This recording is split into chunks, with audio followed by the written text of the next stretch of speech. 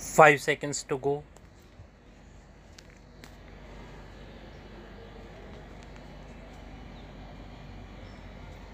Start.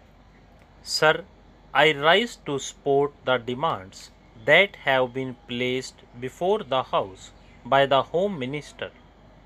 Sir, I need not remind the House that this year the Home Ministry's demands are being discussed in a context which can be described as almost unexampled.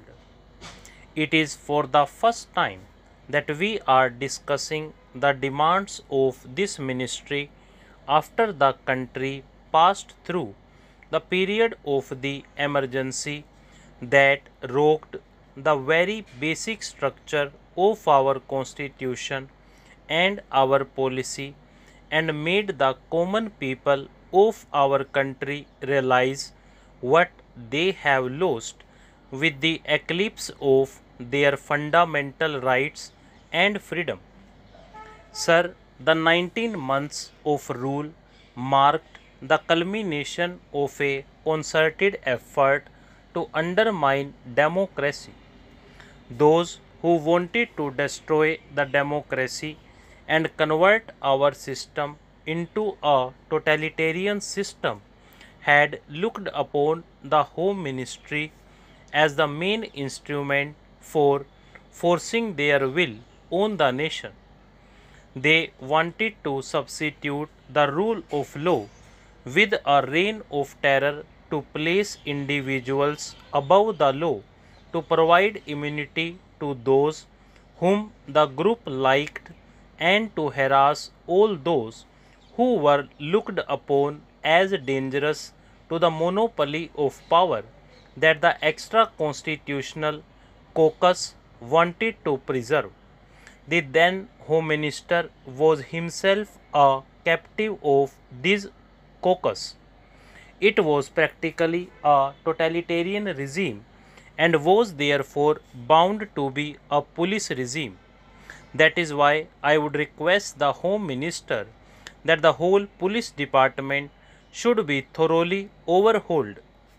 Sir, I do not want to take the time of the House by listing the various agencies and organizations that were set up in the police department and the home department during emergency and before that. I also do not want to take the time of the House in describing the fabulous amounts of money that had been placed at the disposal of Roe and other agencies.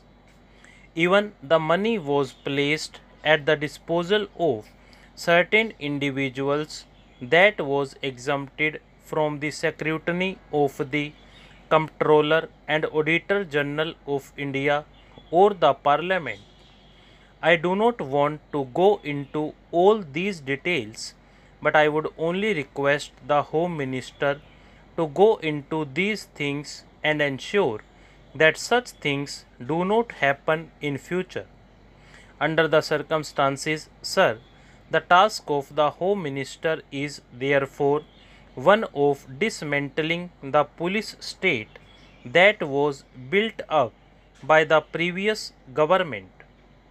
Sir, I must congratulate the Home Minister for the excellent beginning that he has made and for the speed that he has acquired to restore the fundamental rights to the citizens and to appoint commission of inquiry to go into the excesses of the earlier rule as well as the shocking scandals that had characterized last years of the previous regime. However, in all humility, I must confess that it is not enough. The 42nd Amendment of the Constitution should be withdrawn immediately. The fundamental rights will have to be fully restored. The role and power of the judiciary must be restored immediately. Then the necessary correction in the attitude of the police cannot be achieved if at this moment We do not differentiate between those officers and men who acted on instructions and those who went out of their way to trouble and harass people during the earlier rule. If we do not differentiate between these people and do not give to the guilty exemplary punishment that would serve as deterrent and corrective, we would not be able to reorganize the police department. Now I come to the area of general administration, for which the Home Minister is wholly responsible. Our public offices have not earned a great reputation for efficiency. Public petitions and letters remain unanswered and under consideration for months and months together.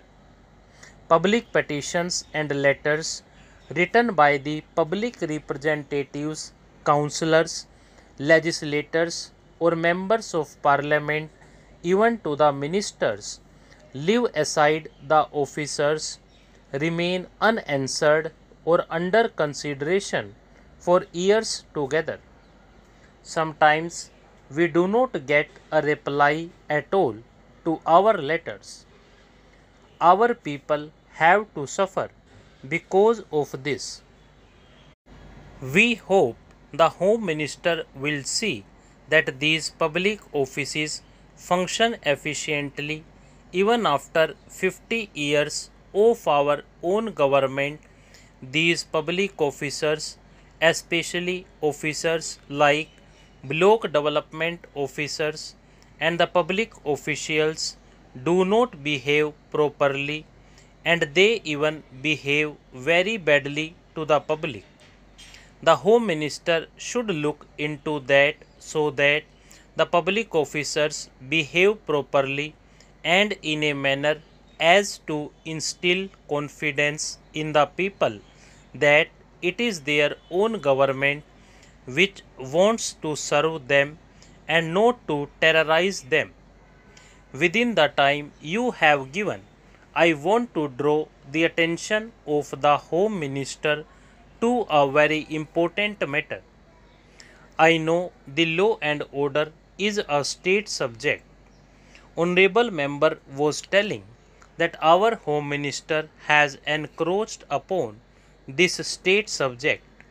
Sir, if some state governments and their chief ministers and ministers behave in such a way which is against people's interest, naturally Government of India have to take action against these people. Stop.